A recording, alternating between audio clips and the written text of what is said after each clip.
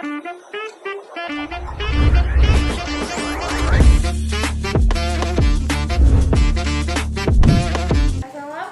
warahmatullahi wabarakatuh. Waalaikumsalam warahmatullahi wabarakatuh. Kembali lagi di Pokari Podcast Sharing bersama Hima Akuntansi. Perkenalkan, aku di sini sebagai moderator. Namanya Syafila Aditya Amanda, biasa dipanggil Syafila, dan ini narasumber aku, Kaprodi Pajak aku. Perkenalkan Ibu. Oke, nama saya Dewi Rahayu. Sementara ini menjadi Kaprodi D3 Perpajakan di Fakultas Ekonomi dan Bisnis UMK. Itu aja deh. Oke, jadi di sini kita mau sharing-sharing nih, Bu. Siap. Sebelumnya makasih ya, Bu, udah meluangkan waktunya untuk mengisi hari ini. Untuk pertanyaan pertama, Ibu, aku mau tanya nih. Iya, langsung aja nih kita. Menurut Ibu, melihat pentingnya keterlibatan mahasiswa dalam pengembangan institusi pendidikan tinggi itu gimana sih? Oke, terima kasih Syakila. Pertama saya mau convention bahwa alhamdulillah D3 Perpajakan sudah unggul gitu ya. Iya, alhamdulillah. Terima kasih nih buat teman-teman. Pasti harus ada kontribusi dari teman-teman juga kan. Kemarin teman-teman dari Hima, dari mahasiswa, dari alumni sempat ditanyain oleh para asesor ya. Nah itu menjadi sebuah kontribusi yang luar biasa. Oke, kita kembali ke pertanyaan Syakila tadi ya. Apa kontribusi terkait dengan pengembangan institusi ya. Nah, kalau kita bicara institusi pasti nggak bisa lepas dari yang namanya visi, misi, kemudian yang itu diturunkan baik di universitas, kemudian diturunkan di fakultas, dari fakultas diturunkan ke prodi masing-masing. Nah, seperti itu. Nah, kalau kita bicara institusi yang notabene adalah universitas gitu ya, tentunya universitas ini menjadi harus track ya, harus track di visi yang ingin dicapai gitu ya.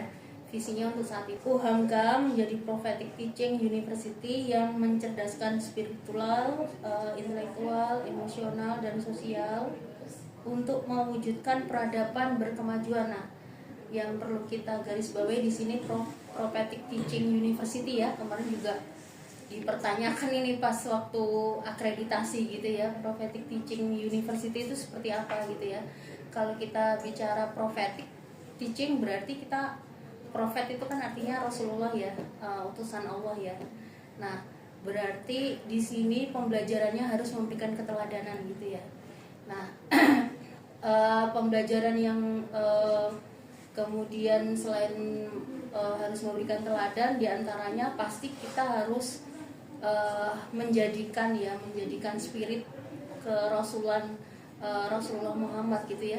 Makanya di pas awal kelas ya kita mulai dengan basmalah, membaca surat Al-Quran, kemudian pas pembelajarannya kita juga disuruh mata kuliahnya terintegrasi ya enggak? Pasti terintegrasi dengan AIKA gitu ya. Walaupun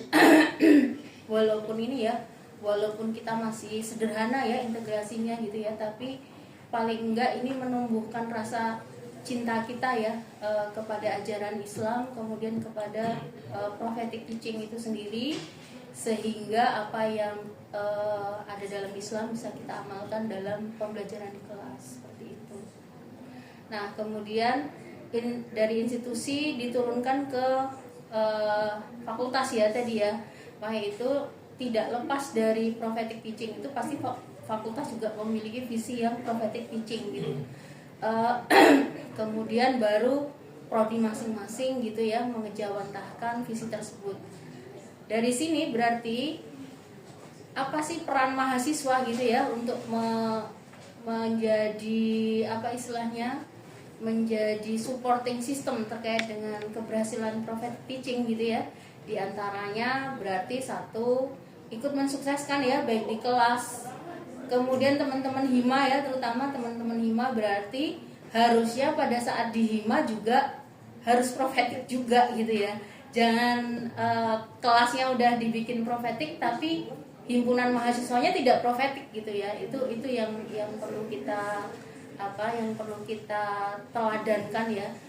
Ketua memberikan teladan kepada anak buahnya, pimpinan atau pengurus memberikan teladan kepada anak buahnya, dosen juga memberikan keteladanan kepada mahasiswa dan sebagainya. Itu harus menjadi sebuah sistem yang baik sehingga pimpinan kan sangat terbuka untuk misalnya ya menerima kritikan, kemudian masukan dan sebagainya gitu. Termasuk HIMA menjadi salah satu lembaga yang mungkin bisa memberikan kritik, saran dan masukan ya yang membangun tentunya. Oke, itu mungkin ya Dek terkait dengan bagaimana mahasiswa bisa mensupport terkait dengan institusi ya yang unggul. Oh ya, institusi kita menurut IPT itu udah unggul dari berapa tahun yang lalu gitu ya. Terusnya ini menjadi pioner ya, menjadi pioner terkait dengan institusi kita yang sudah unggul seperti itu. Oke, baik. Untuk pertanyaan yang kedua itu, apa indikator utama yang menunjukkan bahwa sebuah kampus dapat dikatakan unggul? Kampus atau prodi? Kampus ya. Iya. Nah, kalau ini mungkin kalau IPT saya kebetulan tidak incas ya. Mungkin saya bisa cerita ke fakultas ya, fakultas khususnya prodi ya, karena kemarin kita habis diakreditasi gitu ya. Nah, otomatis kita ada waktu kemarin kita akreditasi ada 9 indikator yang menjadi yang menjadikan kriteria-kriteria itu dinilai kemudian kita menjadi unggul gitu. Nah, pastinya salah satunya adalah tentang kemahasiswaan. Nah, ini mungkin yang terpenting di sini ya, kemahasiswaan. Nah, secara umum kalau unggul itu harus internasionalisasi. Kalau internasionalisasi artinya apa? Berarti kita udah go internasional. Makanya sebenarnya penting banget ya sebuah sebuah organisasi utamanya HIMA gitu ya, tolong kolaborasi dengan Kaprodi gitu ya. Jadi Kaprodi ini nggak jalan sendiri, HIMA nggak jalan sendiri gitu, apalagi terkait dengan internasionalisasi. Kita bukan sulit mencari ya, mungkin ini belum ada kesadaran untuk bahwa kalau pengen mempertahankan unggul atau ingin mendapatkan unggul berarti internasionalisasi harus dimulai gitu ya. Kita nggak boleh bagaikan katak dalam tempurung ya, merasa menjadi jago di kandang sendiri gitu ya kalau peribahasa gitu ya. Nah, bagaimana kita sebenarnya dengan prophetic teaching, dengan ini kita itu pede loh, keluar loh, banyak orang yang menanyakan tentang nilai-nilai keislaman, banyak yang pengen mengenal Islam gitu ya. Kayak teman-teman kemarin mungkin salah satu internasionalisasi kan ada dosen dari CLSU yang datang ya, Prof. Rekto ya, itu memberikan kuliah kepada anak-anak unggul. Nah, kemudian Prof. Rekto itu juga belajar tentang budaya Islam itu seperti ini, pernikahan Islam itu seperti ini gitu ya. Jadi ini menjadi nilai menurut saya untuk globalisasi, kita masuk ke global, ke internasionalisasi ini harusnya teman-teman lebih pede gitu ya, karena kita punya sesuatu yang kita bisa tularkan, kita informasikan kepada pihak lain gitu ya. Nah, ini yang menurut saya bagaimana kampus menjadi unggul, intinya itu pendidikannya harus unggul ya dalam artian internasionalisasi tadi, penelitiannya harus internasionalisasi, kemudian pengabdian kepada masyarakatnya juga harus internasionalisasi. Nah, apalagi mungkin teman-teman banyak kemarin banyak syekh yang datang ke Bangka, kemudian ada juga yang beberapa ya dari Al-Azhar dan sebagainya, itu dalam rangka internasionalisasi di bidang Al-Islam Muhammadiyah seperti itu. Jadi boleh saran ya ke teman-teman yang mendengarkan ya atau yang melihat podcast. Nah, memang internasionalisasi ini bukan sesuatu yang murah menurut saya. Tapi tolong kalau ada kesempatan teman-teman itu aware gitu loh. Ini menjadi sebuah kebutuhan utamanya teman-teman yang di lembaga nih. Jadi harusnya nih kalau Kak Prodi bilang ada program ini, saya langsung telepon Rakan nih, Rakan cariin orang gitu ya. Harusnya besok seperti itu gitu. Kalau selama ini kan kita pasti jabrinya lewat WA grup, siapa yang mau dan itu nggak ada yang respon cepat gitu lah. Nah, saya pengen internasionalisasi ini tidak hanya ada di seputaran pimpinan, seputaran dosen, tetapi juga disadari oleh mahasiswa sehingga tingkat keaktifan atau partisipatifnya juga tinggi ya mahasiswa ya gitu. From the information ada beberapa program yang itu pasti ada beasiswanya dek, tidak semua di pasti ada kayak ada gratisnya ini gitu ya, tetapi mungkin akomodasi atau transportnya yang bayar, tapi akomodasinya dapat beasiswa dan sebagainya seperti itu. Nah itu kalau bisa jangan di kalau ada WA Kak Prodi terkait dengan itu tuh dikepoin dulu gitu, ini programnya gimana gitu. Pasti jangan terkesan gini, pasti bayar ini, udah lewat aja gitu ya, jangan seperti itu ya teman-teman. Jadi iya, dikepoin dulu, tanyain dulu, Bu ini seperti apa, beasiswanya apa dan sebagainya seperti itu sih. Oke, gitu guys. Oke, lanjut pertanyaan ketiga itu, sejauh mana keterlibatan mahasiswa dalam kegiatan pengembangan mutu pendidikan saat ini? Nah, penting banget nih. Jadi UHAMKA meng-create kalau dosen pengabdian harus bawa mahasiswa. Kalau penelitian harus ada nama mahasiswa di situ. Ini menjadi sebuah potensi ya. Sebenarnya kadang kedekatan mahasiswa terhadap dosen ini yang dibutuhkan gitu ya. Kadang kan dosen nggak mau mikir panjang gitu. Ini proposalnya biasanya yang bikin bersama gitu. Jadi misalnya dosen nanti kolaborasi dengan mahasiswa untuk membuat penelitian bersama, PKM bersama seperti itu.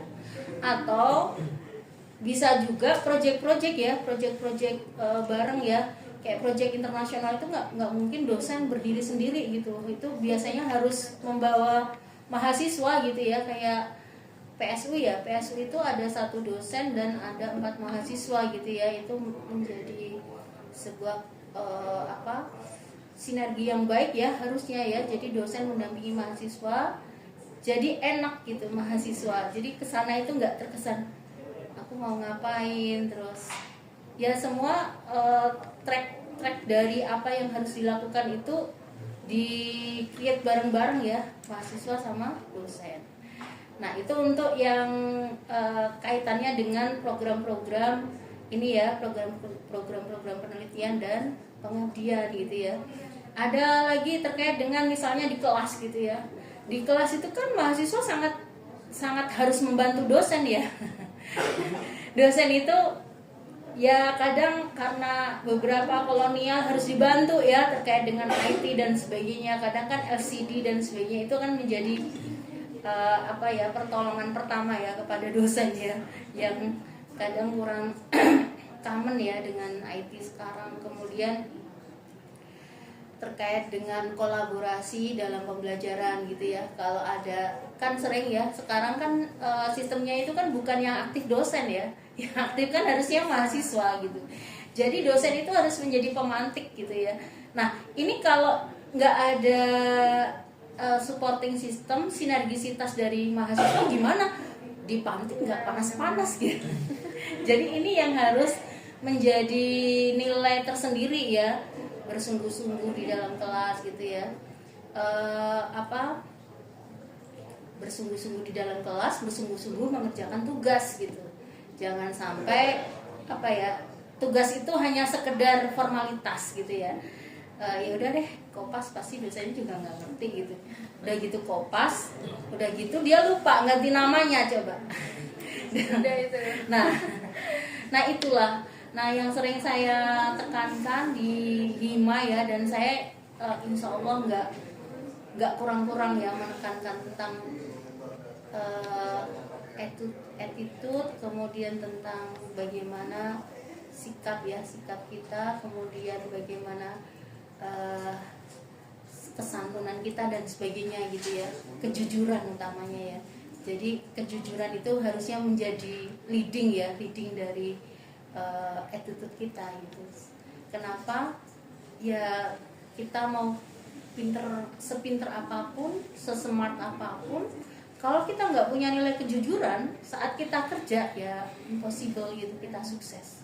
Nah, saya rasa karakter teman-teman, kemudian attitude teman-teman yang harus ada dan dibangun gitu ya. Nah, ini menjadi satu nilai ya. Satu lagi tentang karakter dan attitude gitu ya. Dosen-dosen itu sangat appreciate ya. Teman-teman itu salim gitu ya. Tidak ada kampus dimanapun mahasiswa itu salim sama dosennya. Jadi kayak terkesan, ya Allah nilai-nilai di sekolah masih dipakai ya di UHMK gitu. Nah itu menjadi nggak tahu ya, itu kayak menjadi sebuah indikator bahwa teman-teman santun gitu ya. Ya kita nggak tahu juga habis itu apa ya selengean atau gimana gitu ya. Tapi itu udah menjadi nilai positif saya rasa. Teman-teman itu santun dengan awal-awal saya di UHMK juga appreciate ya. Kok teman-teman masih salim gitu ya, kayak anak TK, anak SD gitu ya. Tapi itulah yang disebut kita punya sesuatu yang berbeda gitu ya. Yang menurut saya itu menunjukkan attitude kita, kesantunan kita kepada orang yang lebih tua gitu. Tolong itu dipertahankan. Oke, kan tadi udah sempat disinggung itu ya, kalau mahasiswa dan dosen itu hubungannya harus ya Bu ya. Iya. Terus attitude, karakter juga. Nah, menurut Ibu apa aja sih tantangan dalam membangun sinergi antara dosen dan mahasiswa di tingkat program studi? Oke, thank you. Ini kalau saya nggak sibuk ya, dikasih apostrof dulu ya. Kalau saya nggak sibuk itu kan mungkin sering ya ngasih info-info, mengingatkan gitu ya. Terutama kalau yang saya mention itu untuk yang semester 6, karena semester 6 itu jadi gini, kita punya program misalnya D3, saya cerita D3 perpajakan dulu ya. D3 perpajakan itu kan harus on time gitu ya, 3 tahun itu harus lulus gitu. Nah kalau 3 tahun lulus berarti perencanaan pembelajarannya harus matang gitu ya, harus matang. Kapan? Jadi teman-teman D3 ini harus bergerak cepat. Kalau semester 5, semester 6 itu kan semester 5 SKS-nya banyak. Di satu sisi ada beberapa beban yang harus dilakukan. Yang pertama dia harus mulai mendaftar Baitul Arkom Purna Studi gitu ya. Daftar itu belum tentu 6 bulan kemudian dapat kan. Makanya saya semester 5 itu teman-teman ayo BTA, habis BTA mendaftar Baitul Arkom Purna Studi gitu ya. Nah yang saya tekankan juga di teman-teman D3 itu kalau udah semester 5 itu ada mata kuliah namanya TPL, Teknik Penulisan Laporan. Nah TPL itu menentukan kita nanti mau nulis apa, mau nulis laporan magang, mau nulis laporan TA seperti apa. Nulis TA dan magangnya sih di semester 6, tapi saya suruh siap-siap tuh teman-teman, ayo nyiapin template-nya harus punya. Kita kan nggak tahu ya nanti magang di mana, tapi teman-teman harus sudah bikin template-nya. Ini nanti misalnya tempat magang saya berbeda dari yang rencana saya pas waktu bikin template laporan, ya kan namanya template, berarti kita cepet kan. Kenapa teman-teman? Di semester 6 ini teman-teman kan magang ya, habis gitu rata-rata kalau saya melihat teman-teman D3 itu magangnya cepet, bisa pas ujian UAS semester 5 ya, dia itu sudah dapat tempat magang rata-rata. Nah kalau sudah dapat tempat magang, otomatis kita itu seperti kerja, tiap hari datang, pulangnya kadang malam gitu ya. Dan itu rata-rata kakak tingkat yang ada di D3 itu tuh tidak hanya 3 bulan kan, sebenarnya kalau kita lihat kurikulum hanya 3 bulan ya, tapi mereka terus gitu kadang sampai nanti lulus masih di situ. Nah ini sebenarnya menjadi nilai positif kalau kita bisa membagi waktu gitu ya. Ada juga yang kalau magang aja lupa bikin laporan ya, akhirnya nggak tuntas 6 semester atau 3 tahun gitu. Nah ini yang saya tekankan di semester 5 nih, kita harus sudah mulai siap-siap ya. Nah ini kalau saya pengen memberikan saran nih buat teman-teman yang aktif di himpunan nih, kayaknya kalau teman-teman D3 itu harus lebih awal ya menjadi aktivis ya. Kenapa? Karena di semester 5 itu maksimal gitu loh. Nah saya pernah beberapa kali ya dipanggil atau ditelepon atau di WA sama HC itu Human Capital, tempat teman-teman magang atau bagian SDM-nya gitu ya. Nih teman-teman beberapa saya dapatin gitu ya, yang akhirnya harus saya nasihatin. Kenapa? Pada saat dia kerja, dia lebih mengutamakan apa? Bukan karir ya, tapi lembaga. Nah ini harus mulai teman-teman mulai apa ya? Kalau semester 5 itu saya mulai warning, banyak ngomong, ayo teman-teman ini mulai bikin template ya. Terus saya hampir sama mengatakan kalau semester 5 itu harus warning ke lembaga gitu, bahwa di semester 6 itu kita udah prioritasnya udah lulus, udah magang seperti itu. Nah silahkan ya mungkin untuk Rakan nanti gimana dikreasikan ya, kalau misalnya masih pengen ke DPM, masih pengen ke BEM dan lain-lain, itu mohon diprioritaskan juga ya. Karena tadi bagaimana prodi menyikapi kita itu punya yang namanya istilahnya kayak kinerja ya adik-adik. Kinerja itu apa? Salah satunya lulus tepat waktu. Nah apalagi kalau D3 itu bener-bener itu saya dihitung gitu, kayak lulusan tahun berapa itu saya agak turun gitu ya yang lulus gitu ya. Harusnya di saya kalau udah 80% harusnya di atas itu gitu ya, jangan malah turun lagi gitu ya. Itu yang makanya saya mau warning ke teman-teman, khususnya D3 ya. D3 kalau sudah semester 5, semester 6 itu harus beda prioritas gitu. Nah kemudian yang untuk teman-teman S1, karena Anda merencanakan pendidikan Anda, berarti harusnya itu sudah benar-benar bagus ya direncanakan ya. Misalnya kan sekarang bisa lulus 3,5 tahun ya.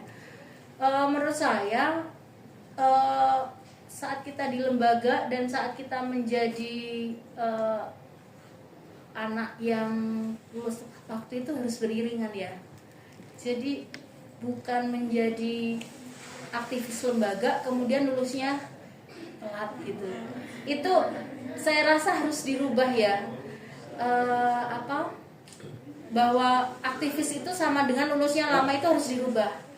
Kalau bisa itu aktivis itu yang IPK-nya tinggi, lulusnya cepat. Ini tidak berlaku untuk D3 doang ya, S1 juga sama gitu ya. Bisa nggak sih, saya dulu saya anak IMN juga ya waktu di kampus. Jadi dan kita pengen memotong yang namanya siklus setan. Kalau aktivis itu lama, aktivis itu IPK-nya 2 gitu, itu harus kita putus gitu ya. Ya akhirnya mau nggak mau alhamdulillah di angkatan saya lulusnya 4 tahun semua gitu ya. Jadi itu yang menjadi jangan menjadi istilahnya kekendoran kita ya. Oh kalau aktivis mah biasa seperti itu, jangan. Tapi harusnya kalau aktivis itu harus lebih fighting ya. Karena jangan sampai stereotip dosen. Bu Dewi ini nih anaknya aktivis nih nggak pernah datang, nggak pernah ini gitu. Jadi stereotipnya harusnya aktivis sekarang adalah memberikan contoh yang baik gitu. Iya, oke. Ya itu ya teman-teman, namanya kalau bisa aktivis itu memberikan contoh yang lebih gitu ya, supaya ada mahasiswa yang bilang ke saya, Ibu, saya pengennya IPK saya tinggi, makanya saya nggak mau aktif gitu kan. kalau dulu iya, mau fokus belajar. iya mau fokus belajar, mau nilainya ini gitu. Harusnya dua-duanya harus bisa Iya, seiring ya. betul Jadi banget. inter iya, ini iya. Nah, ini berarti di pas kita lembaga pengaturan waktunya harus bagus. Nah, saya dulu di MM kalau udah ujian. Jadi jangan kita antara program kerja sama jadwal akademik itu sinkron gitu. Jangan sampai ujian itu masih ada ini gitu. Nah, kita dulu justru di MM itu ada penguatan akademik ya, belajar bareng, terutama masalah pengantar ya. Kalau saya kan anak akuntansi kan, kalau pengantar akuntansi kan biasanya hektik banget ya kalau mau membedah soal seperti itu. Nah, itu menjadi beberapa teman saya yang bukan IMM ya akhirnya masuk ke IMM gitu ya, karena membutuhkan gitu ya. Orang itu kalau membutuhkan itu bisa jadi tertarik akhirnya ya ikut IMM karena itu. Nah, mungkin nanti teman-teman Hima juga bisa membuat program yang itu tuh tidak hanya program kerja yang dijalankan aja gitu ya, tapi bisa mempush teman-teman supaya punya nilai akademik yang bagus, lulus tepat waktu seperti itu. Jadi tadi kan Ibu udah bilang tuh kalau misalkan Udah dirangkum semua. udah dirangkum semua nih. Kalau misalkan mahasiswa ini harus itu lebih baik gitu ya Bu ya, harus lebih ini. Nah, menurut Ibu apa sih faktor kunci atau agar kolaborasi antara dosen dan mahasiswa itu dapat berjalan efektif? Satu yang aku tuh belum lihat dari teman-teman Hima sekarang nih, kedekatan personal dengan dosen itu penting banget dan menentukan, itu kunci. Kunci nilai, kunci diikutkan project, kunci ini gitu. Itu harusnya menjadi nilai lebih ya. Kalau kita misalnya jangan sampai undangan Ibu sudah saya kasih ke meja, ya kalau bisa ketemu sama dosen ya gimana ketemu gitu. Lebih dekat ya Bu. Iya Bu, perkenalkan Bu saya ini. Jangan hanya ngasih undangan gitu, ajak ngobrol tentang apa gitu. Jadi kan dosen tahu kalian punya sesuatu.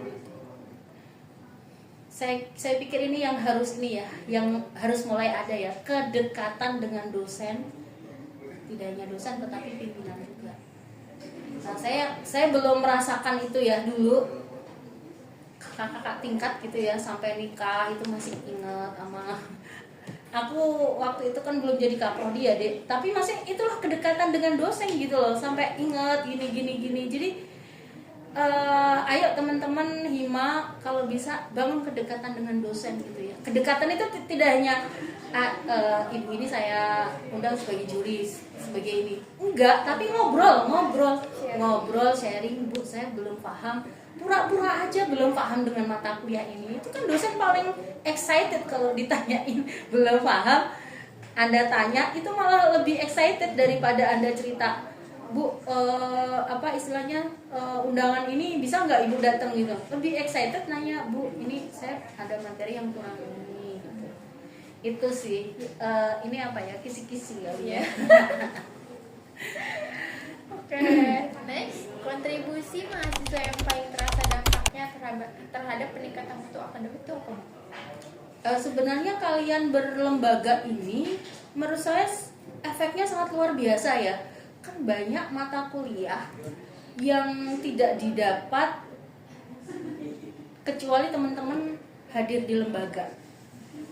Kepedean Anda. Mungkin kalau di kelas PD-nya PPT itu sementara ini belum begitu terasa ya. Misalnya dia presentasi itu belum terasa gitu ya. Tapi teman-teman misalnya dari mulai saya nggak bisa ngomong, dari mulai saya nggak bisa jadi MC, jadi bisa MC. Dari mulai dulu nggak pede jadi pede. Nah itulah yang menurut saya yang menjadi istilahnya tadi ya, lembaga sama pimpinan sama dosen itu bisa sharing bareng skill-skill apa yang itu nggak ada, harusnya lembaga ada gitu ya. Satu lagi termasuk teman-teman kan sering mengundang SEO ya, CEO CEO ada beberapa perusahaan, kemudian KAP dan ini ya, yang itu bagus banget itu gitu. Bagus lagi kalau itu di-compare gitu ya, di-compare dengan Bu, ini baiknya CEO siapa yang mau kita panggil Bu? Ibu ada nggak ini? Nah, nanti kita itu nanti kolaborasi dengan alumni gitu ya. Alumni kita, panggil ini Dede, dia bagus tuh ngasih ini ke adik alumni dan sebagainya gitu. Kita manfaatkan dulu di jalur alumni yang kita ini. Nah, jadi di sini pimpinan itu menjadi kolaborator. Ayo alumni ngasih ke adiknya yang udah sukses, adiknya juga punya kedekatan emosional. Tahu nggak kedekatan emosional dengan apa? Dengan proposal. Pernah nggak ngajuin proposal ke alumni?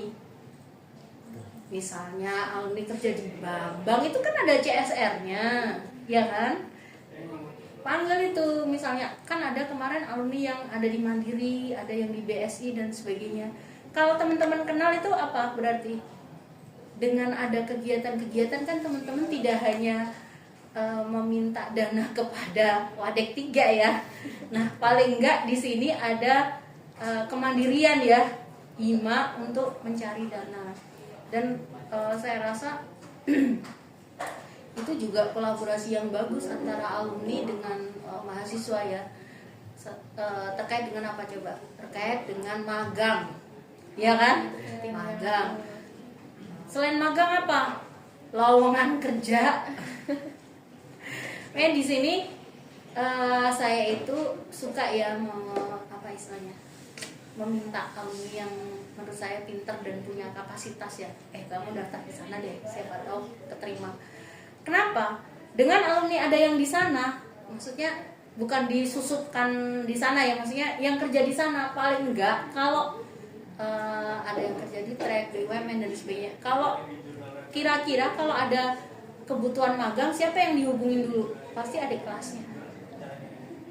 Nah, makanya saya sering banget kalau di semester 5, 6 itu ya, saya akan infokan dari kakak tingkat, Bu, saya butuh 2 orang magang, Bu, saya butuh yang mau kerja. Nah, itu menjadi apa ya? Kolaborasi atau sinergi yang baik saya rasa antara alumni, dosen atau kaprodi dengan mahasiswa. Itu ya Dek ya, mungkin apa kurang ini jawabannya kurang. Udah bagus ya. Oke, berarti kan kalau misalkan ikut organisasi juga kan itu poin plus ya Bu ya? Iya, harusnya begitu. Ya, terus menurut Ibu nih peran dosen dalam mendorong mahasiswa untuk lebih aktif dalam kegiatan akademik dan organisasi itu gimana? Tadi ya membangun kedekatan. Kalau misalnya dosen itu akan, maksudnya akan senang loh kalau diorangkan, apa ya, dihargai ya bahasanya, dihargai.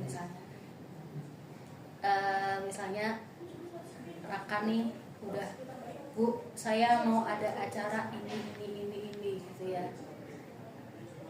izin tuh ke dosennya, jangan izin temen-temen yang di kelas ya, nggak masuk ya karena ini nanti kalau ditanya dosennya. Jangan. Kenapa? Paling enggak dengan mahasiswa, syukur-syukur dosen yang kita izinkan itu, dia ketua hima, dia sekretaris, dia ini. Wajar kalau dia meninggalkan mata kuliah. Pasti kan dosen nanti akan memberi, tolong Anda minta transformasi tadi apa yang ditinggalkan pas Anda gak ikut dan sebagainya, atau diinformasikan apa gitu ya. Maksudnya ini yang teman-teman kadang merasa apa sih, ewoh-pekewoh ya bahasanya, gak merasa nyaman atau gimana gitu ya, padahal dosen itu menunggu Anda gitu. Nah, harusnya kalau misalnya saat ya ini termasuk sinergi ya menurut saya ya, antara pas kita, jadi kadang kan ada beberapa penugasan yang itu eksternal yang kita harus meninggalkan kampus dan sebagainya gitu. Terbuka aja sama dosen gitu. Ibu, saya mau ikut lomba A gitu ya, mohon izin dan mohon doa ya Bu. Terus sampaikan surat tugasnya gitu. Itu saya rasa dosen itu apa ya, tadi membangun komunikasi ya dengan yang baik dengan dosen itu dengan cara yang sederhana lah, nggak usah muluk-muluk gitu. Hal yang kecil seperti itu aja itu udah membangun komunikasi dengan dosen. Dan saya rasa kalau misalnya komunikasinya bagus gitu ya, mau Anda ke luar negeri, mau Anda apa gitu ya, dan harusnya Anda itu kayak menjadi apa ya, pionir gitu ya, orang yang pertama kali minta soal, orang yang pertama minta tambahan soal kalau soal di kelas dirasa belum cukup, orang yang pertama kali, Bu boleh nggak kalau seperti ini dan seperti itu gitu ya. Harusnya Anda yang menjadi pionir pertama saat teman Anda yang bukan hima atau yang belum aktif di hima itu merasa nggak enak gitu. Harusnya itu yang Anda yang menjadi orang yang paling pede ya di sini ya. Nah itu mungkin itu sih harusnya teman-teman lembaga ini menjadi mahasiswa yang lebih baik ya, karena tadi membangun kedekatan, karena membangun sinergisitas dan lain-lain. Itu sih. Nah, itu kan berarti kan dari lingkup organisasi ya Bu. Kalau misalkan untuk kayak mahasiswa yang ikut organisasi nih Bu, menurut Ibu apa sih nilai-nilai penting yang harus dimiliki mahasiswa agar mampu menjadi bagian dari perubahan positif di kampus? Oke. Pertanyaan yang bagus ini. Jadi mungkin mahasiswa nggak ikut organisasi kan ada beberapa hal ya. Saya sih beberapa kali menerima WA ya kadang dari mahasiswa, Bu saya sebenarnya pengen ikut hima, pengen ikut IMM gitu, tapi rapatnya malam-malam Bu, mama saya nggak suka gitu. Artinya sebenarnya di dalam dirinya itu pengen berkomunitas gitu ya, tetapi apa daya gitu, karena mungkin aturan orang tuanya yang lebih ketat ya daripada teman-teman yang lain ya, jadi menghalangi dia untuk aktif gitu ya. Nah teman-teman yang belum aktif, saya rasa misalnya kan tidak harus menjadi pengurus ya. Hima itu kan punya acara macam-macam kan, seperti Pokari, seperti seminar gitu kan ya. Itu jadi member atau attendance aja, kehadiran teman-teman itu sangat berarti ya. Dan ini tergantung juga dari pendekatan teman-teman loh. Kalau misalnya teman-teman ini tidak hanya menjadi hima tapi juga menjadi ketua kelas gitu kan, punya power kan di depan teman-teman kan, kalau mau ngajak-ngajak itu enak gitu ya enggak. Saya rasa beberapa kegiatan hima kan membutuhkan attendance dari teman-teman yang bukan yang memilih jalur aktif ya di organisasi. Nah itu menjadi potensi. Dan saya rasa kita itu, oh ya satu lagi ya, dulu itu kalau saya datang ke kelas, saya itu berusaha menjadi orang yang aktif. Saat nggak ada yang nanya, saya harus nanya. Itu untuk membangun kedekatan gitu loh. Saya istilahnya kan gini ya, jadi aktivis itu kan saya itu punya keterbatasan waktu belajar, keterbatasan waktu datang. Tapi saat saya datang, saya harus memberikan arti di kelas itu, paham nggak? Iya, jadi setiap kadang kan dosen ada yang bertanya, diam aja ya. Harusnya nanya. Itulah tempat saya, maksudnya gini. Kadang dosen itu memberikan nilai itu kan ada yang subjektif juga ya. Ih anak ini aktif juga, gini-gini mungkin nggak punya waktu dan sebagainya gitu. Jadi saya itu menempatkan mahasiswa itu dulu kayak ibu dan anak gitu ya. Saat dia juga sharing, Bu, maaf Bu, saya ternyata gini. Jadi saya tahu masalahnya gitu. Nah, kalau kan salah satu hal yang pengen dikenal dosen itu kan bertanya, diskusi dan ini. Harusnya teman-teman punya potensi untuk diskusi yang lebih kan, ya enggak? Itu manfaatkan di kelas gitu. Itu salah banyaknya ya. Tadi saya kurang memberikan bahwa keaktifan kita di organisasi juga harus diikutin keaktifan kita di kelas. Nah, sehingga apa yang terjadi? Teman-teman itu merasa diselamatkan oleh kita karena kita itu sering bertanya. Paham nggak? Kan banyak dosen kan yang ilfil gara-gara kagak ada yang nanya. Iya nggak? Jadi kita itu merasa wah dibutuhkan ya mas kelas nih, karena kalau ada kita ada yang nanya gitu.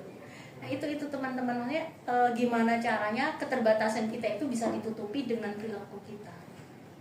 Gitu sih yang oh ya tadi balik lagi ya ke teman-teman yang nggak aktif. Nah berarti karena teman-teman tadi merasa senang dengan kita ada di kelas gitu ya, otomatis kan saat gantian kan nanti saat seminar kita info nih seminar sekian, orang itu agak canggung kalau nggak hadir gitu, paham nggak?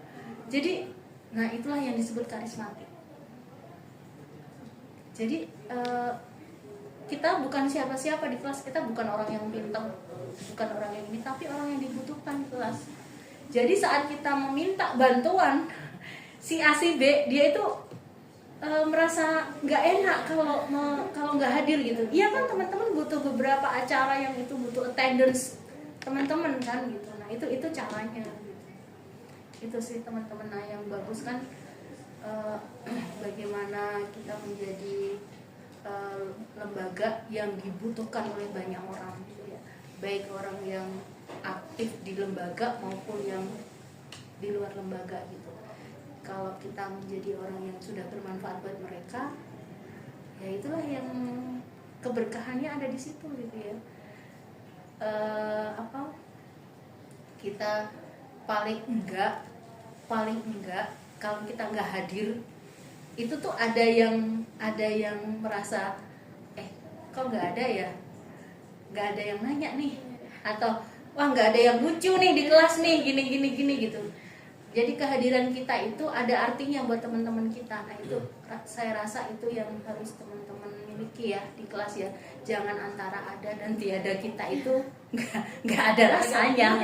Jadi antara kita datang tidak datang itu nggak dilihat orang gitu. Nah itu ya teman-teman, itu salah satu kunci ya saya rasa. Oke, baik Bu. Kan Ibu juga bilang yang kalau misalkan alumni punya ini sama alumni itu kan yang untuk bagi ke adik-adiknya. Berarti kan itu antara hubungan mahasiswa dan dosen ya Bu.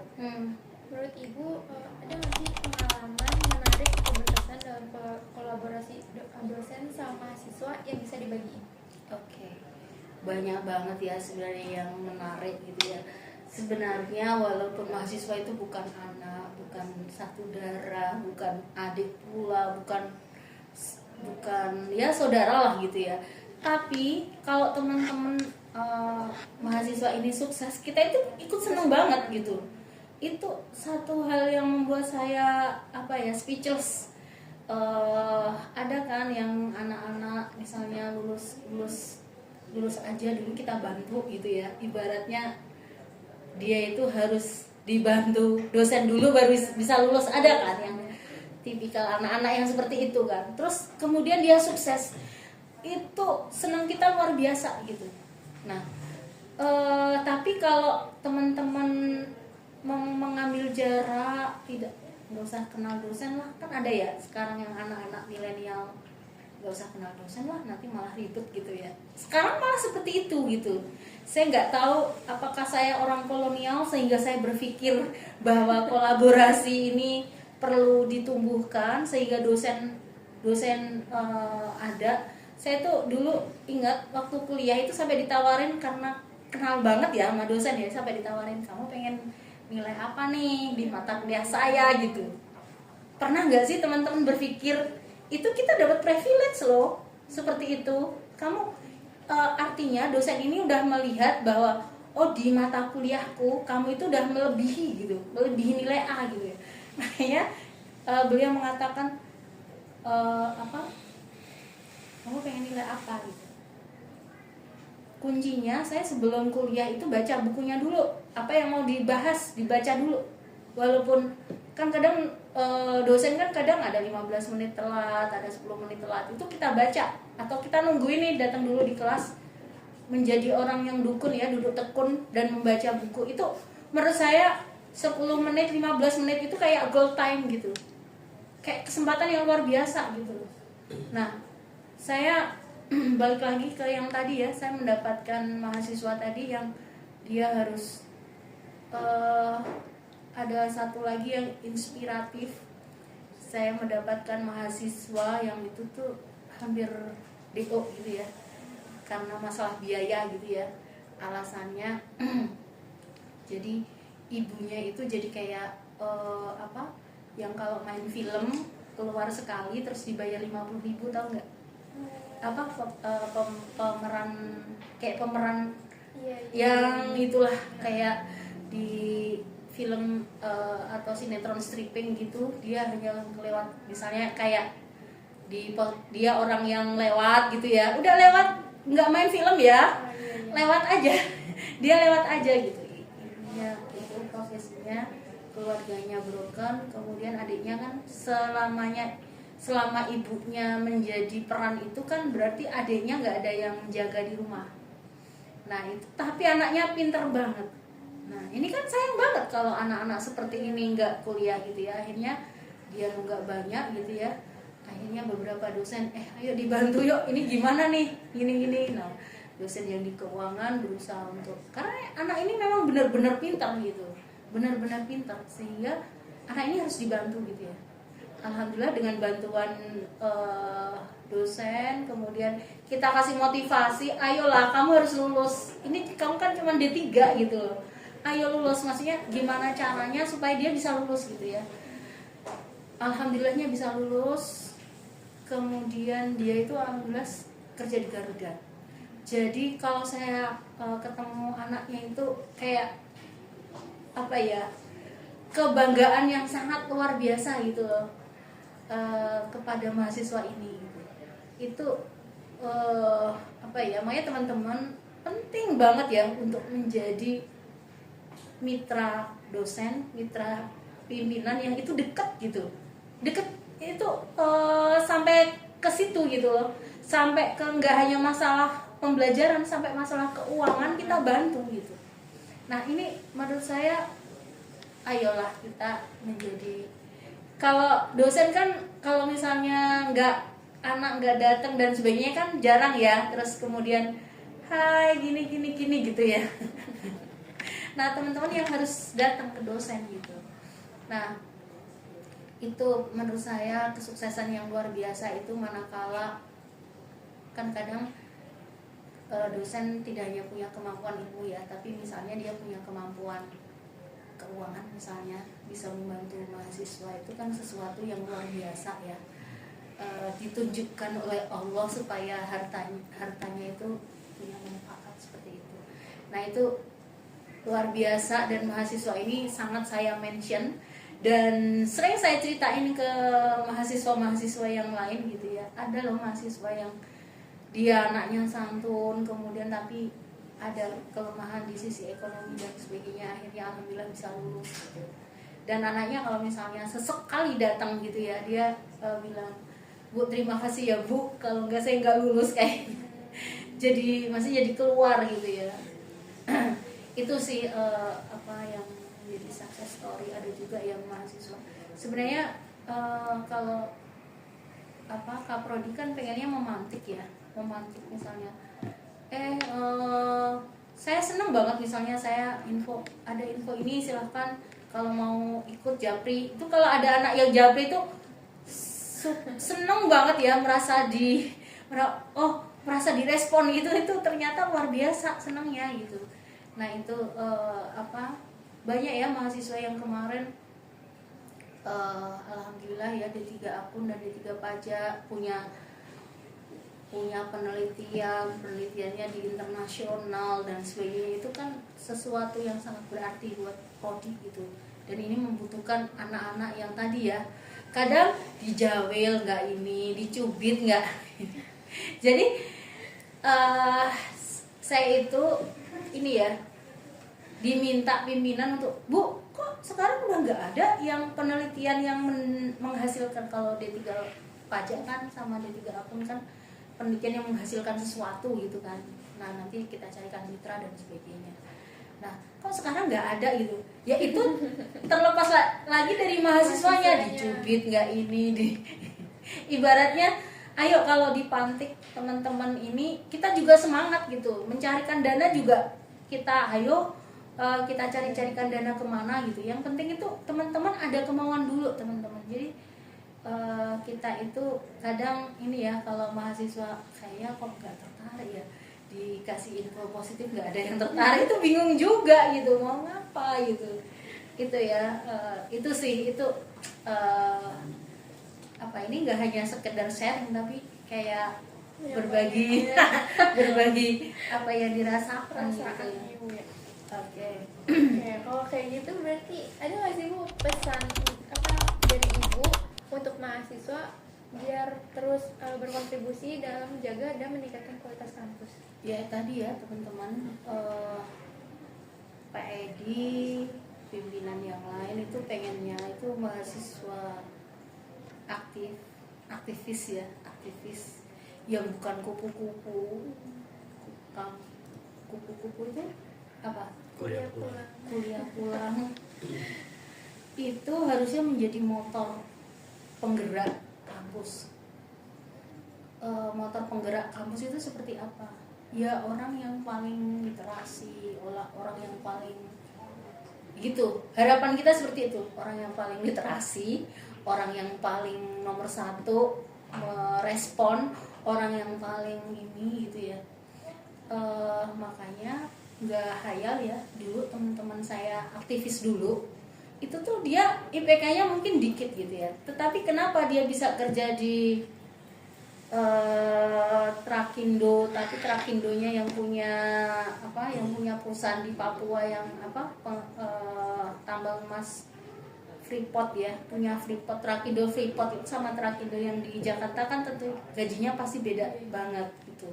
Nah, ada yang juga menjadi jadi kualitas mereka yang bicara teman-teman, kualitas yang bicara, bukan karena IPK.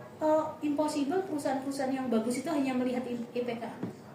Dia itu juga melihat kemampuan atau skill teman-teman dalam bicara, dalam ngomongin ini gitu. Kalau bicara tentang kemampuan itu bisa di-upgrade. Tapi kalau kita bicara kemampuan skill dan apa, itu tuh susah ngupgrade-nya itu susah gitu. Nah, ini tolong teman-teman sudah punya apa istilahnya, sudah ibaratnya itu sudah menjadi mahasiswa plus bahasa saya. Tolong plusnya ini jangan jadi minus gitu ya. Karena perilaku kita, karena apa karakter dan sebagainya gitu. Ya saya nggak mampu tapi saya punya karakter dan attitude yang bagus gitu. Itu bisa menutupi ketidakmampuan kita. Nah, tolong teman-teman, menurut saya orang yang punya pengalaman dan apa ini kan kalau dia terjun di organisasi ya enggak. Nah, ini harusnya punya potensi, ayo dikembangkan menjadi orang yang paling responsif, menjadi orang yang paling literasi gitu ya. Paling literasi itu berarti tidak hanya membaca tapi menulis dan sebagainya gitu. Kita lihat beberapa teman-teman dari prodi lain itu kan kenapa dia itu punya tulisan yang bagus dan sebagainya gitu ya, karena kalau kita nulis itu kan berarti kita baca. Biasanya orang yang bisa nulis itu orang yang suka baca. Ya sangat impossible, kenapa? Ya kita nggak mungkin menulis sesuatu kalau kita nggak pernah masuk di sini, itu nggak pernah dimasukin sesuatu gitu, itu nggak akan keluar seperti itu. Nah, ya kan sekarang banyak ini ya, banyak apa, bukan pengganggu ya, banyak kompetitif misalnya kompetitif itu gini, antara lihat reels, antara lihat TikTok, antara baca sosial media gitu ya, lebih banyak mana keinginan kita itu untuk berliterasi membaca buku gitu. Coba deh teman-teman Hima bikin program 1 bulan 1 buku. Coba buku di luar mata kuliah ya maksudnya. Buku tentang pengembangan pribadi, tentang pengembangan jiwa dan apa, itu bagus gitu. Dulu saya waktu di ya namanya cerita salah satu kegiatan di organisasi kami waktu itu ya salah satunya adalah program membaca buku. Membaca buku apapun, The 7 Habits dari zaman saya, Chicken Soup dan sebagainya, itu kan buku-buku yang kayaknya kita itu haus gitu ya. Kayak kalau aktivis nggak baca 7 Habits, Chicken Soup, terus apa, itu kayak kurang aktif gitu, kurang aktivis gitu. Jadi saya ingat ya, saya pernah mendaftar sebagai beasiswa di UNDP gitu ya. Apa yang harus kita tuliskan di situ? Salah satunya buku apa saja yang pernah kita baca. pengarangnya siapa, isinya apa. Oke, teman-teman coba deh sekarang mulai berliterasi. Gak harus ya misalnya, oh Bu, saya bacanya setiap hari DDTC gitu ya. Oke, bagus, anak pajak baca itu gitu ya. Tapi ya berliterasi yang untuk membangun jiwa, membangun apa istilahnya, membangun diri kita gitu. Itu juga bagus gitu ya. Buku-buku banyak sekali ya sekarang ya. Nah, saya nanti juga apa istilahnya, pengenlah nanti suatu hari kadang di lemari buku saya itu banyak buku yang sama, tau nggak Dek? Buku yang sama yang masih plastikan, tapi saya udah membaca yang nggak plastikan gitu. Itu banyak. Nanti coba saya ini, ayo itu apa ya, menjadi wakaf saya untuk misalnya habis rakan baca, nanti siapa lagi yang baca gitu, muter. Bahkan saya punya satu buku yang itu tuh saya kan dulu dosen di Muhammadiyah Surakarta juga ya. Kalau mahasiswa saya mau nikah gitu ya, buku itu tuh jadi kayak buku wakaf bergilir ya.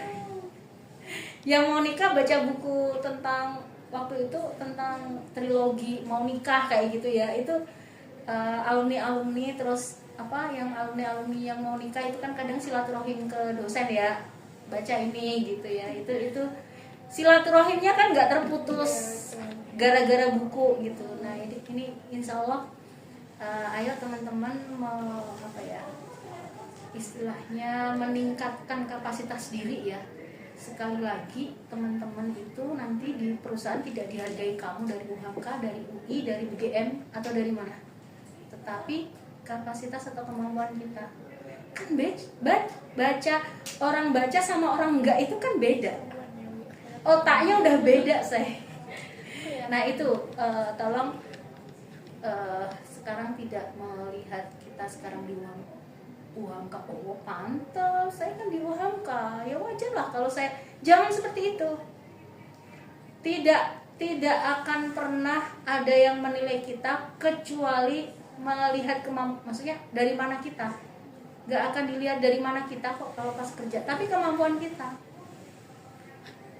Kalau misalnya kita kerja kan, orang itu kan baru melihat kita dari mana itu kan setelah membaca kurikulum vitae kita.